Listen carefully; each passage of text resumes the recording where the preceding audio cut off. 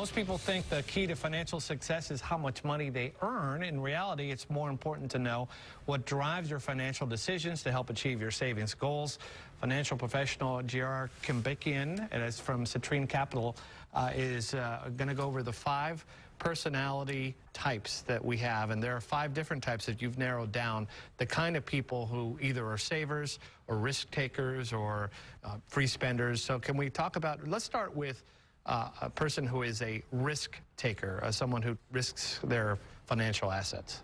Yes, so a risk taker is actually someone who's not as much focused on the details as they are maybe the big financial payout in the future. So for example, we have some clients who are holding company stock in efforts of hopefully a big payout in the future.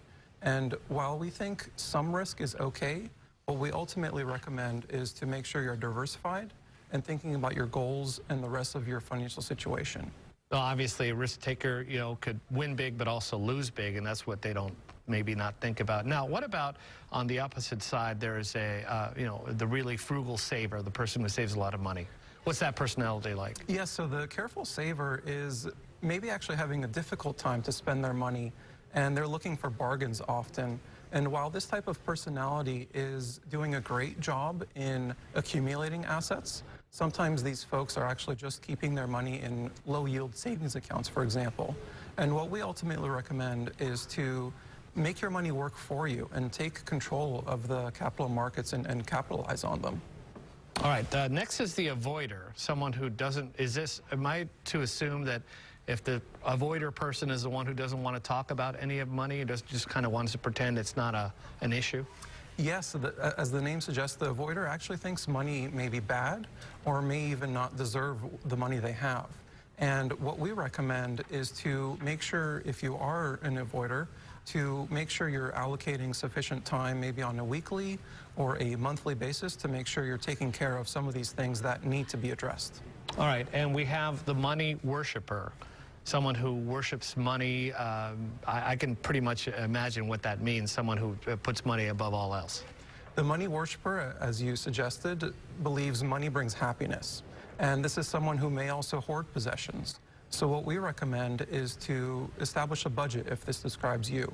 So you'll be able to look at the inflows and the outflows every month. And we actually have a great expense worksheet on our website, CitrineCapitalAdvisors.com, which will allow you to track these results and compare them and see what's going on. We missed one, and I know we might have gone out of order, but we were talking about this before we went on the air. The big spender, someone who is just free with their money, has to have the latest car, has to have the latest clothing, tries to impress people essentially with what they buy. If you are into that kind of behavior, is there a way that you can recommend to people like that to kind of quell that behavior? Yes, so as you suggested, the big spender has no issues parting away with their money, and they're often spending on expensive items, such as gadgets as well.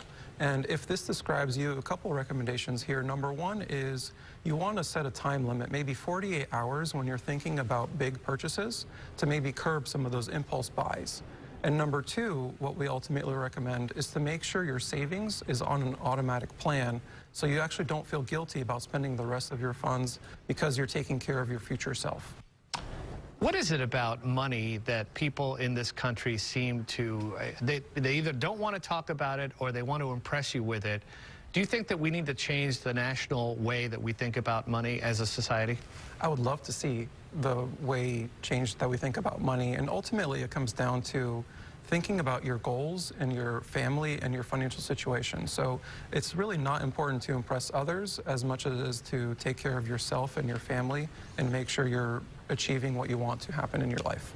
I was just talking about it with my co-anchor, Gassia. Gassia has rubbed off on me in a good way. Yes, thank you. All right, thank you so much for coming in and for your tips and good advice. Thank you. Thank you. Glad to be here.